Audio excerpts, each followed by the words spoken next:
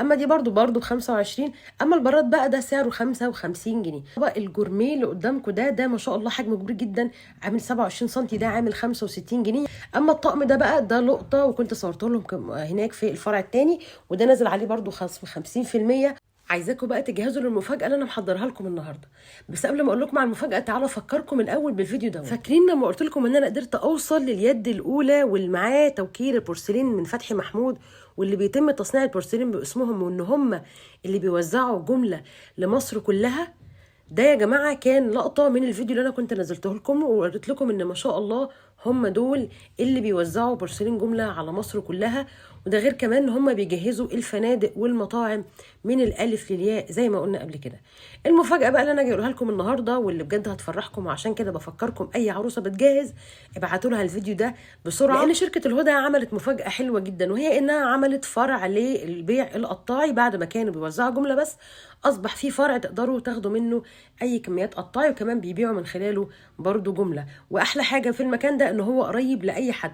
الطريق ده يا جماعه في مستورد على طريق ترعه اسماعيليه، سهل جدا، وهحط لكم اللوكيشن بتاعه زي ما هتشوفوا دلوقتي في اول تعليق للي حابب يروح. في تشكيله كبيره جدا غير الحاجات اللي احنا كنا شفناها هناك، لان الحاجات اللي كانت هناك كانت خاصه بتجهيز المطاعم. ما شاء الله زي ما انتم شايفين حاجات تشكيله هايله جدا من الستايل الاندلسي والستايل المودرن. في هناك تشكيله حلوه. ده بالاضافه كمان ان هم عاملين خصومات بتوصل لحد 50% بمناسبه افتتاح الفرع الجديد. وعايزه اقول لكم على مفاجاه تانية، ان انا ان شاء الله يوم الجمعه الجايه اللي هي الموافق يوم 15/11 هكون موجوده في المكان علشان نتقابل مع بعض، وعشان كمان نشوف العروض الحلوه والاسعار الهايله اللي هتكون مستنيانا في المكان دوت، ومستنياكم كلكم علشان تستفيدوا من الخصومات اللي هتستمر معانا لمده اسبوع، يعني من الجمعه للجمعه. وطبعا المكان زي ما قلنا بيبيع قطاعي، كمان بيبيع جمله، يعني مش شرط تروحي المكان اللي انتم كنتوا مستبعدينه، لا هم جابوا لكم المكان وقربوا لكم المكان لاقرب حته تقدروا توصلوا لها بسهوله. تعالوا مع بعض بقى نستعرض بعض ايه الاسعار اللي موجوده هناك، لان فعلا في حاجات هناك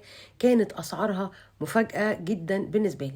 اول حاجه الطقم ده نازل عليه خصم 50%، وسعره بقى 3500 جنيه بعد ما كان ب 7000 جنيه. اللي هو قدامكم ده في منه شكلين، الشكل اللي فوق ده والشكل التحفه اللي قدامكم ده شكله راقي جدا. ده بقى ب 3500 جنيه، والعرض ده لمده اسبوع واحد بس من الجمعه للجمعه. في كمان تشكيله هايله من البورسلين المستورد زي ما انتم شايفين، ده الستايل الياباني، وعندهم حاجات اسعارها فعلا في الارض زي دي كده 25 ودي كده ب25، واللبانه دي برده سعرها 25 جنيه.